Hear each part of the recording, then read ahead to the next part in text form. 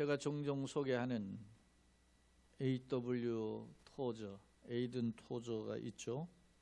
이분이 쓴 토저가 추구한 하늘 보화라는 책이 있습니다.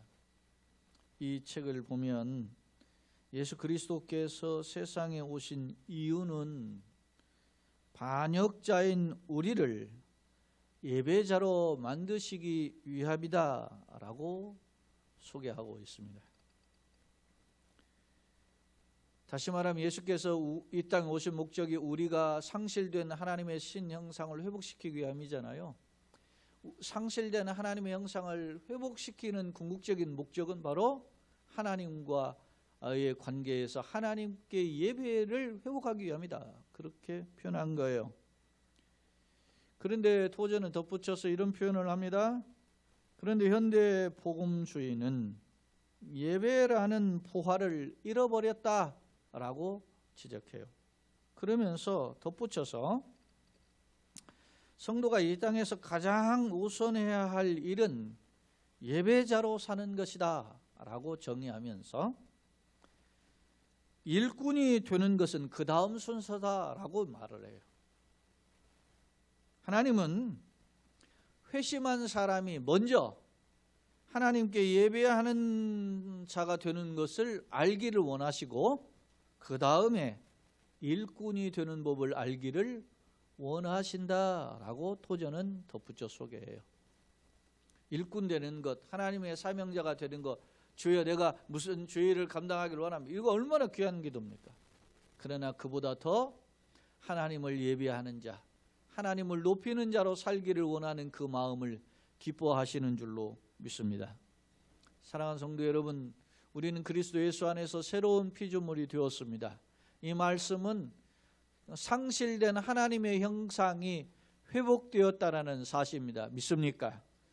예수 그리스도 안에서 신형상이 회복되었습니다. 그렇다면 신형상이 회복된 우리는 제일 먼저 하나님을 기쁘시게 하는 삶에 고민이 있어야 되는 것입니다. 그리고 하나님이 기뻐하시는 그 예배의 삶을 추구하면서 하나님이 기뻐하시는 이 땅의 삶 뭔가를 쫓아 살아야 된다는 교훈이죠. 사랑하는 성도 여러분, 그렇다면 도대체 참된 예배란 무엇이며 어떻게 예배하는 것이 참된 예배일까? 앞서 에이든 토저의 이야기를 소개했었는데요. 토저는 예배에 대한 표현을 이렇게 이야기해요. 진정한 예배를 위해서는 무한한 하나님에 대한 신뢰를 가지고 하나님께 매료되어서 그분을 갈망하는 것이 바로 예배다라고 정의해요. 사랑하는 여러분, 저는 신학교 때 믿음의 조상 아브라함이 왜 믿음의 조상인가에 대해서 성경을 이것저것을 살펴본 바가 있습니다.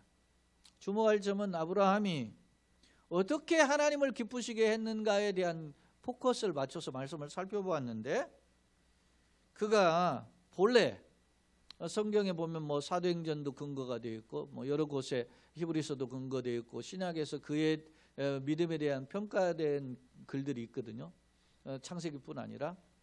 근데 이 성경을 살펴보면 그가 우상 장사를 하는 아버지의 가문에 속했고 그 역시 우상 숭배자였음을 알 수 있어요. 그런데 그가 하나님의 부르심을 받았을 때 그런 우상에 빠져있는 아버지의 집을 떠나서 갈대아 우르를 떠나서 하란 땅에 왔다가 아버지까지 같이 온 거예요. 그런데 아마 하란에서 아버지가 죽고 난 뒤에 이 가나안 땅에 들어왔을 때는 그만큼 그가 과거를 청산하기가 어려웠던 것 같아요. 학자들도 그렇게 표현해요. 그런데 그가 그런 아버지를 이제 떠나서 아버지가 죽고 난 뒤에 가나안 땅으로 오게 되었는데, 주목할 점은 가나안 땅에 들어온 뒤에 그 아브라함의 삶이 180도 바뀌었음을 보여줘요. 저는 성경 여러 구절을 근거해서 아브라함이 바뀐 근거를 찾아보았는데요. 그 대표적인 것이 창세기 몇 구절 제가 한번 살펴볼게요. 창세기 12장 7절에 보면 여호와께서 아브라함에게 나타나 이르시되 내가 이 땅을 네 자손에게 주리라 하신지라. 자기에게 나타나신 여호와께 그가 그곳에서 제단을 쌓고라고 표현하고 있어요. 제단을 쌓았다는 말은 그가 제일 먼저 하나님께 어떻게 해요? 예배하였다, 제사드렸다, 그런 말입니다. 그 다음 절인 12장 8절에 보면 거기서 베델 동쪽 산으로 옮겨 장막을 치니 또 이제 삶의 터전을 바꾼 거예요. 서쪽은 베델이고 동쪽은 아이라 그가 그곳에서 여호와께 제단을 쌓고 여호와의 이름을 불렀다라고 했어요. 여호와의 이름을 불렀다는 예배한 거예요. 창세기 13장 4절에 보면 그가 처음으로, 이게 애굽 땅에서 이제 가뭄이 들어서 애굽 땅에 갔다가 다시 돌아온 건데, 돌아와서 처음으로 그가 제단을 쌓은 곳이라 그가 거기서 여호와의 이름을 어떻게 했어요? 불렀다라고 이야기해요. 그러니까 그는, 아브라함은 그의 삶을 이렇게 되돌아보면, 이렇게 점검해 보면 그가 실수를 많이 하기도 해요. 예?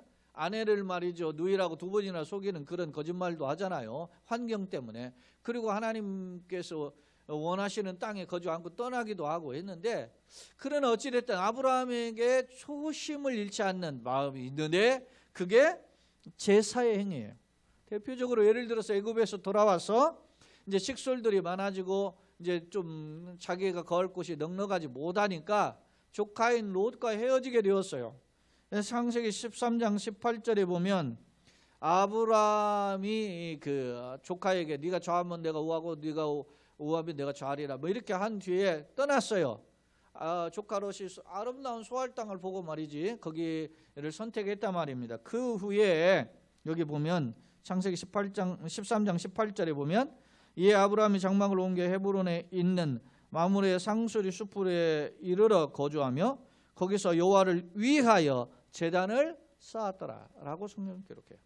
이외에도 뭐 창세기 15장에서도 뭐 이렇게 고기를 짐승의 각을 자르는 장면이 나오잖아요. 17장에 나오고 뭐 22장은 대표적인 잘 아시는 여러분, 그러니까 이삭을 제물로 바치는 그런. 그러니까 아브라함의 삶은 하나님과의 관계의 삶인데 그 하나님과의 관계의 삶이 뭘로 나타났다?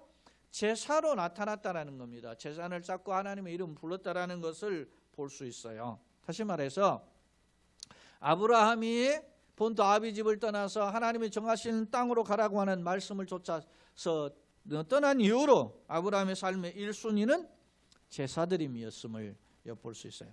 아브라함은 믿음의 조상입니다. 아브라함은 축복의 모델입니다. 그렇습니다. 우리가 하나님의 은혜, 하나님의 복을 경험하기를 소원하는 성도는 이런 아브라함의 복을 소망하거든요. 그렇다면 성도가 해야 될 최우선 행위는 뭐냐? 그것은 바로 제사의 삶을 회복하는 거죠. 그것은 바로 하나님과 교통하고, 앞서 토저가 이야기한 것처럼 하나님께 매료되어서 하나님을 온전히 예배하고자 하는 그런 갈망이 되살아나야 된다는 사실입니다.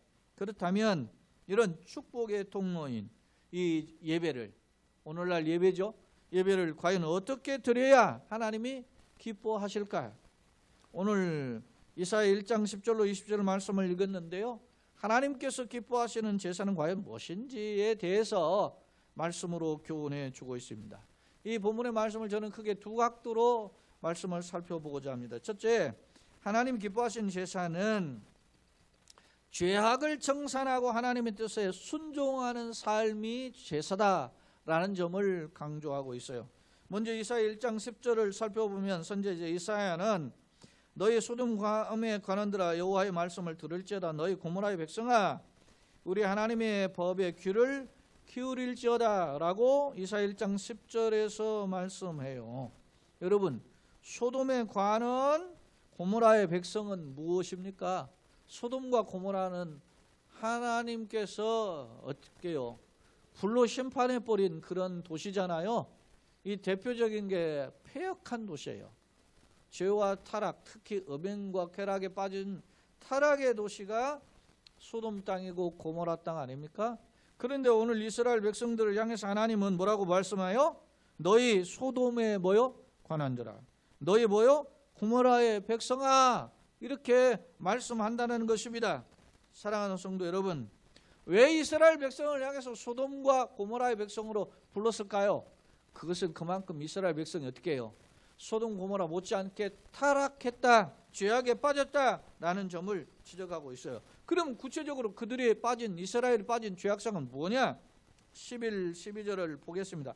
여호와께서 말씀하시되 너희의 무수한 재물이 내게 무엇이 유익하뇨? 나는 수량의 번제와 살찐 진승행의 기름에 배불렀고 나는 수송아지나 어린 양이나 수염소의 피를 기뻐하지 아니하노라.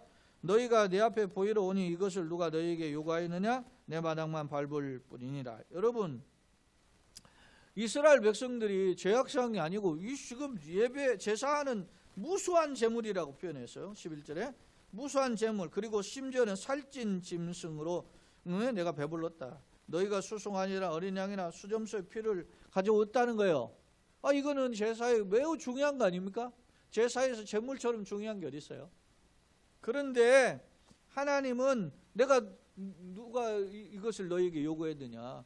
그러면서 너희는 내 마당만 밟는다라고 지적하고 있어요. 하나님은 이들이 드리는 화려한 제사와 화려한 제물을 결코 기뻐하지 않으신다라는 점을 말씀해요. 여러분 주목할 점은 보세요. 13, 14절에 헛된 제물을 다시 가져오지 말라 그렇게 말씀하시면서 분향은 내가 가증 여기는 바요. 그리고 그들이 지키는 그 제사의 날짜가 있어요. 예를 들어서 월삭 1년 올해 한 첫 번째 날, 다시 말하면 1월 1일, 2월 1일, 3월 1일 1일이에요. 월삭이. 안식일 일주일에 한 번이죠. 그 다음에 대회로 모이는 거, 이스라엘 백성들이 그 대회로 모이는 모두 다 함께 모이는 절기예요. 이건 이스라엘의 3대 절기뿐만 아니라 소위 7대 절기도 있잖아요. 그런 절기로 모이는 것, 그러하니 성회와 아울러 악을 행하는 것을 내가 견디죠. 하나님께는 예배하는데, 하나님께 제사하고 화려하게 제물을 드리는데, 그러나 더불어서 무엇도 있다는 거예요. 하나님이 보시기에 악도 있더라는 거예요. 악한 삶, 악한 행위가 있더라는 거예요. 그것을 주님이 보시기에 어떻게 해요? 견디지 못하겠다. 그러면 14절에 내 마음이 너의 월삭, 너희의 정한 절기를 싫어하나니 그것이 내게 무거운 짐이라. 여러분 가증한 거죠. 겉으로는 하나님 앞에 예배 제사하지만은 속은 어떻게 해요? 악에 가득해. 그러니까 소위 표리부동이에요. 겉과 속이 다르다 말입니다. 그런 삶을 하나님 보시기에 어떻게 가증하다. 그리고 그러한 그 모습으로 하나님께 제사하는 것을 무거운 짐으로 주님은 보셨다는 겁니다. 받아들일 수 없다, 용납할 수 없다라고 하나님은 거듭 지적하고 계심을 오늘 말씀을 통해서 살펴볼 수 있습니다. 사랑하는 성도 여러분, 하나님께서 앞서 말씀하잖아요. 하나님께 제사하는 것이 기뻐하시는 일이잖아요. 아브라함이 축복의 모델로 제가 소개했는 그가 제사를 바로 드렸던 사람이에요. 그런 하나님께서 그렇게 기뻐하시는 제사를 오히려 그것이 내게 무거운 짐이다, 가증한 일이라고 거부하시는 까닭은 무엇일까? 보세요. 15절에 너희가 손을 펼 때 내가 내 눈을 너희에게서 가리고 그랬어요. 너희가 많이 기도할지라도 내가 듣지 아니하리니 이는 너희 손에 피가 가득함이라. 그렇게 했어요. 사랑하는 여러분, 하나님께서 너희가 말이죠 제사 드려도 내가 받지 않고 너희가 기도 드려도 내가 듣지 않고 하겠다.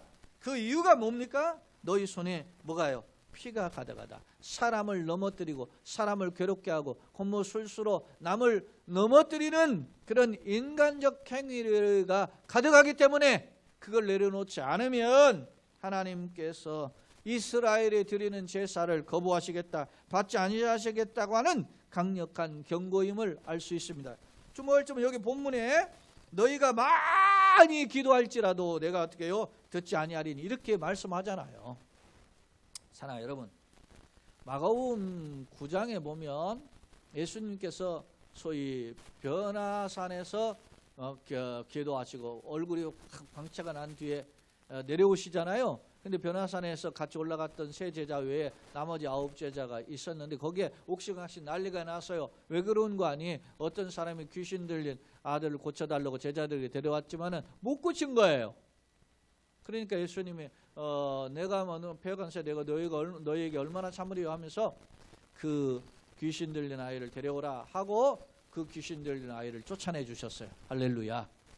그리고 난 뒤에 이제 제자들이 조용히 와서 물어요. 예수님, 왜 우리는 못 쫓아냈을까요? 9명이 남아있던 9명의 제자들이 그 자기들 못 쫓아낸 것에 대한 그 마음의 가책을 느끼고 예수님께 물은 거죠. 그때 예수님께서 마가복음 9장 29절에서 이런 말씀을 하세요. 기도 외에 다른 곳으로는 이런 종류가 나갈 수 없다. 그랬어요. 이런 종류는 뭐예요? 귀신 쫓아내는 역사가 있을 수 없다는 건 기도가 그렇게 중요하다는 말입니다. 기도가 귀신을 쫓아내는 통방편이다 이렇게 이야기해요. 기도가 도대체 뭔데? 기도는 하나님 앞에서 하는 항복 문서를 쓰는 것이 기도예요. 하나님 도와주세요 하는 게 기도 아닙니까? 그러니까 내 힘이 아닌 하나님의 힘으로 귀신이 쫓아냈다. 할렐루야. 그렇습니다. 그러면서 하나님 쫓아달라고 했는데 하나님이 그 사람이 그것만 듣겠어요? 인격적으로 친밀한 호흡을 하는 거예요. 그래서 기도는 영혼의 호흡이고 하나님과의 인격적인 교통이란 말이에요. 그 기도의 삶을 주님이 인정하신 거 아닙니까? 그렇다면 우리가 문제가 있을 때 하나님 앞에 엎드리고 기도해야 마땅합니다. 그런데 오늘 15절에서 뭐라고 해요? 내가 너희가 많이 기도할 줄에 내가 듣지 않는다 그랬어요. 참 이게 무슨 말입니까? 오히려 예수님은 여러분 보세요. 마태복음 7장에 보면은 이런 말씀을 하세요. 이런 그날에 많은 사람들이 나더러 이르되 주여 주여 우리가 주의 이름으로 선지자 노릇하며 주의 이름으로 귀신을 쫓아내며 주의 이름으로 권능을 행하지 아니했습니까? 마태복음 7장에 보면 예수님께 사람들이 와서 이야기를 해요. 귀신 쫓아냈단 말이죠. 그때 예수님 뭐라고 그래요? 불법을 행하는 자들아 내게서 떠나가라 이야기하시면서 책망하신 것을 마태복음 7장 22절 23절에 보면은 살펴볼 수 있어요. 여러분 예수님께서는 보세요. 귀신을 쫓아가려면 기도 많이 했어요. 이 사람들이요 귀신 쫓아낼 정도로 사역을 하고 권능을 행했단 말입니다. 예수님의 이름으로. 그런데 여러분요 예수님이 그들을 향해서 뭐라고 그래요? 불법을 행하는 자라고 책망하시는 까닭이 뭘까? 여러분 귀신을 쫓아낼 정도로 하나님과 교통하면서 하나님께 쓰임을 받은 때가 있었는데 그들의 삶의 열매가 어떻게 점점 부패해졌다는 거예요. 여러분 우리가 처음에 열심을 내고 하나님 뜻대로 살고 했던 삶이 있습니다. 그래 축복받고 아름다운 열매를 맺었어요. 칭찬받을 자예요. 그러나 훗날 주님이 보시기에 책망받을 모습으로 바뀌었다면 그건 타락한 거랍니다. 오늘 우리에게 주시는 경고임을 기억해야 돼요. 주님의 이름으로 주의 이름으로 주여 주여 하면서 주의 이름으로 귀신을 쫓아내고 주의 이름으로 권능을 행하잖아요. 예수님 이름으로 했는데 심지어 여러분요 아무리 여러분 기도 많이 하고 사역을 많이 했는데 귀신 쫓아나고 막 이런 역사 병고침이 있고 이거 대단한 일이에요. 그런데 예수님이 내가 도무지 너희를 알지 못한다고 하는 그런 평가가 있다라는 것은 어떤 일일까? 사랑하는 성도 여러분, 지금 한국 교회는 그동안 우리가 한국 교회 모습을 보면 성경 많이 읽어라, 기도 많이 해라, 전도도 많이 하고 봉사생활 많이 이렇게 가르쳤어요. 그거 얼마나 중요한 일입니까? 이건 매우 경건의 생활이고 이웃을 위한 주님의 사랑을 실천하는 것. 여러분요 성경에서도 아름답도다 좋은 소식을 전하는 자를 발휘하여 그랬잖아요. 전도가 생명과는 얼마나 아름답습니까? 이런 중요한 일이 있는데 심지어는 병도 고치고 치료해 주는 사역을 하는데 그런데 오늘 말씀의 근거에 보니까 하나님의 하시는 표현 중에는 이보다 더 중요한 것이 있는데 바로 우리가 우리의 삶의 현장에 냄새나고 부끄럽고 청산해야 될 만한 죄악들을 과감히 청산해야 하는 것을 더 기뻐하신다. 할렐루야. 오늘 16, 17절 다시 이사야 성경으로 돌아와서 보면 너희는 스스로 어떻게 해요? 씻으며 스스로 어떻게 해요? 깨끗이 하여 스스로 씻으며 스스로 깨끗이 하여 내 목전에서 너희 악한 행실을 버리며 행악을 그치고 그러니까 청산하는 거예요. 회개하려는 것은 죄악을 청산하는 것입니다. 그 다음에 17절에 선행을 배우며 정의를 어떻게 해요? 구하며 학대받는 자를 도와주며 고아를 위하여 신원하며 과부를 위하여 어떻게 해요? 편안하라. 주님의 선한 뜻을 따라서 약한 자와 소외당한 자들을 위해서 도와줘라 라고 하는 것임을 말씀을 통해서 살펴볼 수 있습니다. 그렇습니다. 우리의 가지고 있는 것은 기회입니다. 여러분요, 생명은 살아있는 것은 기회예요. 여러분요, 이곳보다 더 좋은 곳이 어디 있어요? 햇빛보다 더 밝은 곳, 그것이 어떻게 천국이죠. 그죠? 여기보다 저곳이 더 좋은 줄로 믿습니다. 바울은 빌립보서 1장에서 내가 떠나서 하나님과 함께 가는 것이 더 좋다 그랬어요. 그럼에도 여기 있는 것은 나에게 사명이 있기 때문에. 여러분요, 주님과 함께 가는 것이 생명의 곳이에요. 그런데 내가 여기에 아직 이 땅에서 생명을 가지고 있다는 것은 뭐가 있다는 거예요? 하나님의 일을 할 수 있는 기회가 남아있다. 할렐루야. 그 일에는 지식과 달란트와 재물과 하나님이 기뻐하시는 것을 활용하며 세상 속에 환원하는 기회를 주신 시간이라는 점을 오늘 말씀을 통해서 볼 수 있어요. 사랑하는 여러분, 내 지식이 나보다 더 똑똑한 사람에게 전달될 수가 없잖아요. 굳이 그 사람에게 줄 필요가 없어요. 내가 가지고 있는 돈이 부자들에게 무슨 돈이겠어요? 그 껌값이지. 내가 가지고 있는 달란트가 그거 가지고 있고 풍요로운 사람에게 뭐가 필요하겠어요? 내가 지식이나 재물이나 달란트나 모든 세상의 어떤 권위와 힘은 약한 자를 위해 사용하라는 줄로 믿습니다. 그런데 여러분 보십시오. 세상에 가지고 있는 사람들 보세요. 예를 들어 대표적으로 권력을 가지고 있잖아요. 예? 중국이나 북한이나 이런 사람들 보세요. 힘을 가지고 있는데 더 약자를 누르잖아요. 더 많이 갖기 위해서 누르잖아요. 이런 놈들은 그냥 하나님 보시기에 댕강이야. 한마디로. 저는 예를 들어서 5대학 6대주를 위해서 제가 200개 국가의 이름을 넘게 불러요. 매일 부르는데 내가 북한을 놓고 따로 북한만 놓고도 기도해요. 그런데 하나님 3대 정권이 세습정권 무너지고 공산주의 무너지고 댕강하게 해달라는 거야. 예전에도 나는 김일성 있을 때, 김정일 있을 때 하나님 빨리 데려가시라고 그랬어요. 지금도 마찬가지야. 정권 어떤 건 간에 빨리 데려가셔야 해요. 예?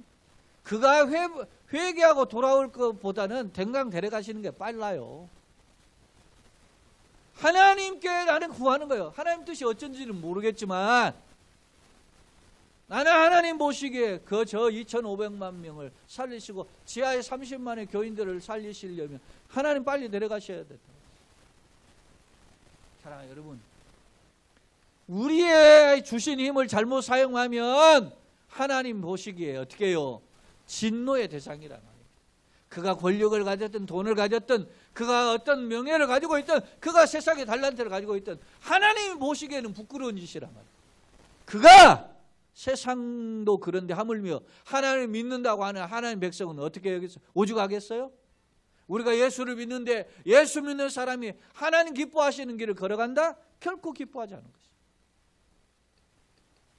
오늘 보시면 스스로 깨끗하게 목전의 악을 버리고 선을 행하라 그렇게 말씀하시잖아요. 여러분요, 과거에 하나님께서 사무엘을 통해서 명령했는데 아말렉을 진멸하라 그랬는데 사울 왕이 아말렉을 진멸한 승리는 했는데 대승을 했는데 아말렉 왕을 비롯해서 살찐 짐승들을 살려 돌아왔단 말이죠. 음메 소리가 납니다.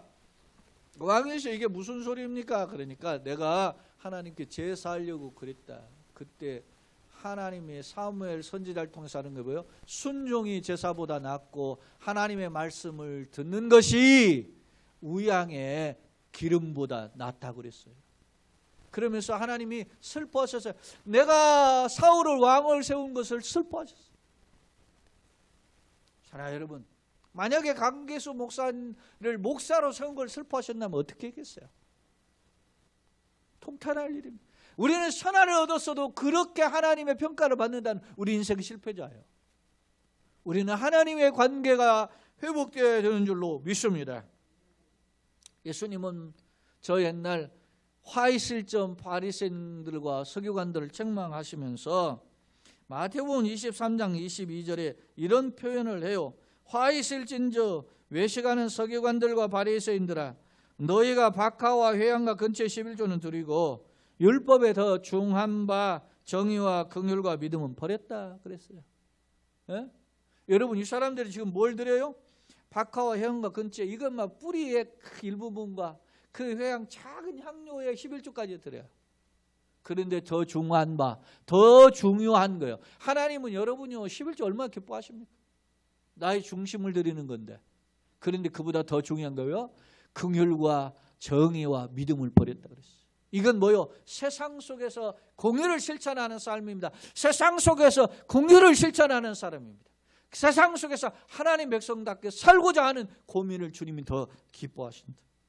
사랑하는 성도 여러분, 바리새인들 어떤 사람입니까? 하루에 3번 기도하고 일주일에 2번 금식하고 심지어는 막 작은 것까지도 떼어서 11조를 드리는 사람. 그것이 많은 사람의 부러움이 되고 박수가 되었어요.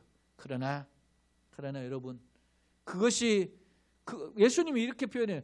이것도 행하고 저것도 행해야 된다 그랬어요. 이것만 하지만 그거 끝나는 게 아니라 이것도 행해야 된다는 것은 뭐예요? 그런 신앙적인 경건 활동뿐만 아니라 하나님이 보시는 어떻게 해요? 이것 더 중요한 뭐요? 정의와 긍휼과 믿음의 삶을 실천하기를 원하셨던 것입니다. 사랑하는 성도 여러분, 오늘 나의 모습은 과연 어떻습니까? 오늘 우리의 한국 교회의 모습은 과연 어떻겠습니까? 하나님의 우리의 모습 그리고 한국 교회의 모습을 보고 과연 뭐라고 말씀하실까요? 하나님이 책망하시고 경고하시지는 않으시겠습니까? 오늘 저는 분명히 한국 교회를 향해서 책망하신다고 봅니다. 그것은 왜요? 껍질만 가득한 형식주의 예배. 그러면서 세상에서는 세상 자랑으로 가득한 사람. 교회 간증들 보세요. 세상 자랑 가득하지. 저는 그래서 제가 여러 번 이야기하지만 제가 간증 프로그램으로 나와 있는 그런 방송 잘 안 봐요. 유튜브에도 올라가면 막 한 달만 돼도 막 몇십만 부 이렇게 올라가던데 나는 그거 안 봐. 왜 귀한 간증인데도 왜 그러느냐? 너무 거기에 사람을 추대해. 사람을. 우리가 우리 삶의 하나님 앞에서 나의 모습을 다시 한번 돌아봐서 교회 안에서의 생활뿐 아니라 교회 바깥의 생활, 그리고 교회 안에서의 하나님을 향한 헌신뿐만 아니라 세상을 향한 우리의 역할도 고민하는 그런 계기로 바뀌어야 된다. 나는 이 코로나가 바로 그런 경고라고 봅니다. 여러분요, 제가 이야기했죠. 온라인 예배, 영상 예배는 최선의 예배가 아니에요. 이제 막혀있는 상황에서의 최선이지 대면 예배가 오픈되어 있는데 그게 최선이라 할 수 없어요. 그러나 우리가 그 일을 왜 영상 예배를 진행하고 이렇게 현장의 예배인을 제한하는 이유가 뭡니까? 세상이 아우성하니까 교회 때문에 못 살겠다고 하는 그것을 향한 우리의 최소한의 도리요, 소금과 빛의 사명을 감당하고자 하는 우리의 몸부림 아닙니까? 하나님이 그것을 기뻐하실 것이라고 판단했기 때문에 하는 것입니다. 물론 혹자의 판단에는 나는 그래도 하나님과 대면 예배가 최고다 해서 막 교인들 모아 예배하는 것도 있어요. 난 그걸 그렇게 비난할 것이라고 아니지만 아쉬움은 있다는 거예요. 사랑하는 성도 여러분, 그렇다면 하나님이 이렇게 책망하고만 끝났습니까? 말씀을 정리해 보겠습니다. 여러분요, 18, 19절, 20절은 새로운 단락인데 거기에 보면 이런 표현이 있어요. 18절에 여호와께서 말씀하시되 오라 우리가 서로 변론하자. 너희 죄가 뭐요? 주홍 같을지라도 눈과 같이 이어질 것이고 진홍같이 붉을지라도 양털같이 되리라. 다시 말하면 하나님이 깨끗하게 죄를 청산시키는 그런 기회가 올 것이다. 할렐루야. 뿐만 아니라 19절에 너희가 즐겨 순종하면 땅의 아름다운 소산을 먹을 것이다. 여러분 지금 이스라엘 백성이 추구하는 게 뭡니까? 세상 재비, 세상 환락, 세상의 어떤 것들이잖아요. 그런데 내가 너희에게 이걸 채워주겠다는 거예요. 너희가 땅의 아름다운 수산을 먹게 할 것이다. 그런데 그렇게 하려면 어떻게 해야 돼요? 너희가 죄가 주홍 같은 거, 주홍같이 붉은 죄를 청산받아야 되는데 어떻게 해요? 주님 앞에 와야 되는 거예요. 그 오는 게 뭐예요? 제사 예물로 껍질만 가지고 오는 게 아니라 몸을 찢고 마음을 찢어야 되는 줄로 믿습니다.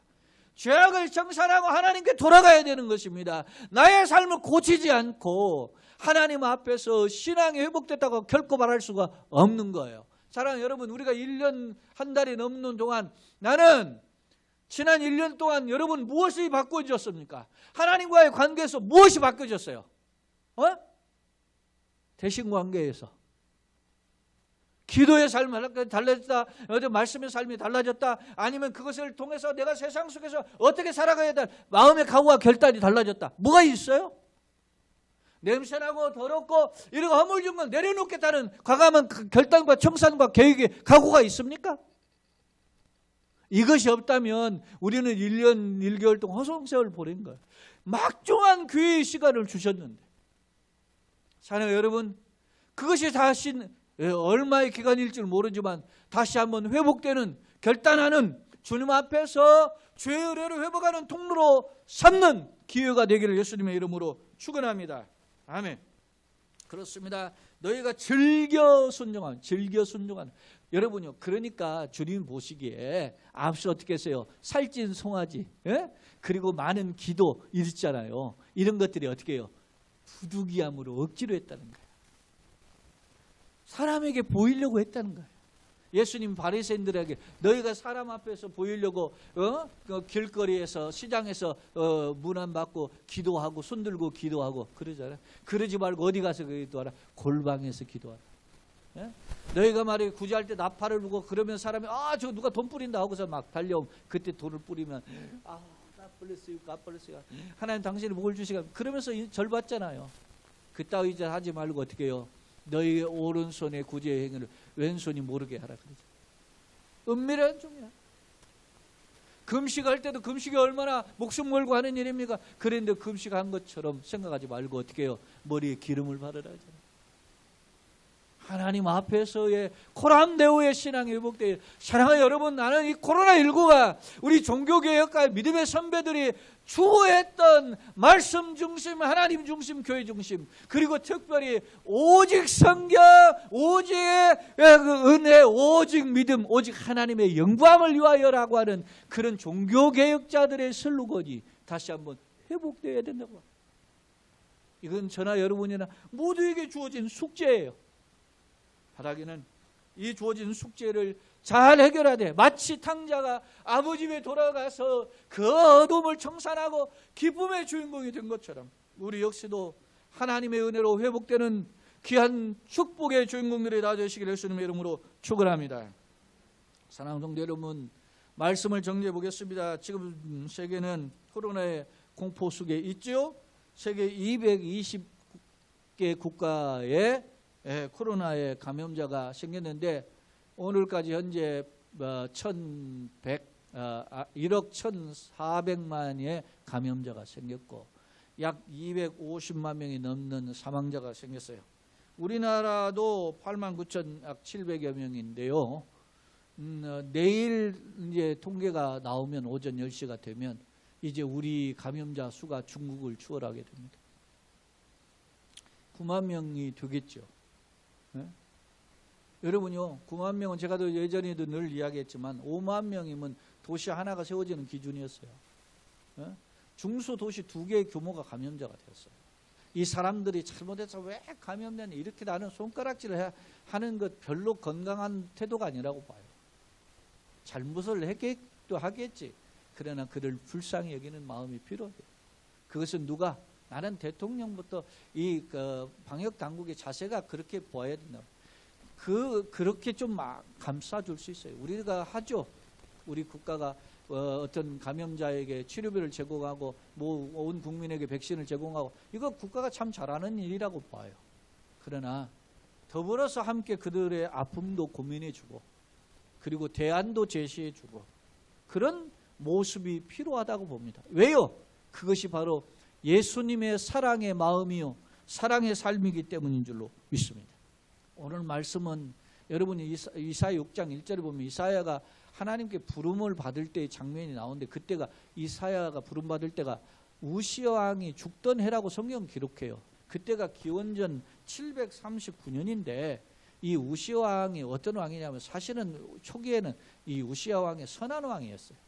하나님 기뻐하시는 왕인데, 근데 이 우시야 왕이 말년에 몸에 한센병, 문둥병이 발해서 결국 별궁에 쫓겨나가지고 죽거든요. 왜 그렇게 그가 문둥병을 발했느냐면 제사장이 만류하는데도 지가 성전에 들어가 가지고서나 어떻게 해요? 분향을 하다가 문둥병이 발한 거예요. 그래서 그게 그냥 끄집어내 가지고 그거를 별궁으로 유폐했는데, 이 왕이 왜 그랬어요? 지가 교만해. 제사장만 할 수 있는 일을 지가 뭔데 건방지게 떨다가 하나님 앞에 제사하려고 했는데 망했단 말입니다. 그러니 왕이 타락했고 왕이 교만했는데 어떻게 했어요? 백성들은 말할 것 없죠. 실제로 이 요시야 왕이 죽던 해는 남쪽의 애굽은 쇠퇴했고 북쪽의 아수르는 강했는데, 그때 주변 나라를 정리하려고 있었던 차에 유다까지 신경을 못 써요. 그러니까 유다가 평안했단 말입니다. 사람들이 국가적으로 강건하고 그리고 경제적으로 이렇게 먹고 살만하니까 딴 생각이 빠진 거죠. 오늘 우리의 모습과 똑같아요. 사랑하는 여러분, 이런 상황 속에 우리는 어떤 자세를 취해야 될까? 앞서 토저 이야기를 했는데, 토저의 경고 중에 현대 교회의 가장 끔찍한 질병은 하나님이 얼마나 위대하신 분인지를 깨닫지 못하는 것이다 그랬어요. 하나님은 살아계십니다. 하나님 위대하신 분입니다. 생사화복의 주인이십니다. 우리 안고 일었음을 아십니다. 우리의 호흡 한 년까지도 간섭하시는 분입니다. 너희 머리털 하나까지도 다스리신 분이다. 그런 하나님이 우리의 걸음을 간섭하시고 지키시기를 예수님의 이름으로 축원합니다. 특별히 그 예수님의 손길이 여러분의 가정과 여러분의 걸음과 자녀, 우리 이 땅의 한국교회 주님의 비상한 간섭으로 나타나기를 예수님의 이름으로 축원합니다.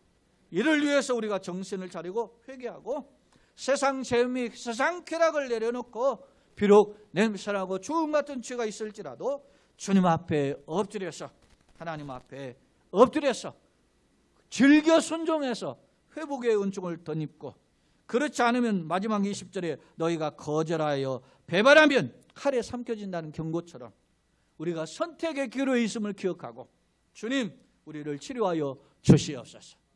올 한해 우리의 표가 역대하 7장 14절이잖아요. 내 이름을 일컫는 내 백성이 그들의 악한 길에서 떠나 스스로 낮추어 하나님 기도하여 내 얼굴을 찾으면 내가 하늘에서 듣고 그들의 죄악을 사하고 그들의 땅을 고칠지라. 할렐루야. 주님의 회복을 경험하는 각각 성도요, 가정이 우리 교회요, 이 땅의 한국 교회요, 이 땅의 그리스도인 되기를 예수님의 이름으로 축원합니다. 아멘. 하나님 우리 아버지,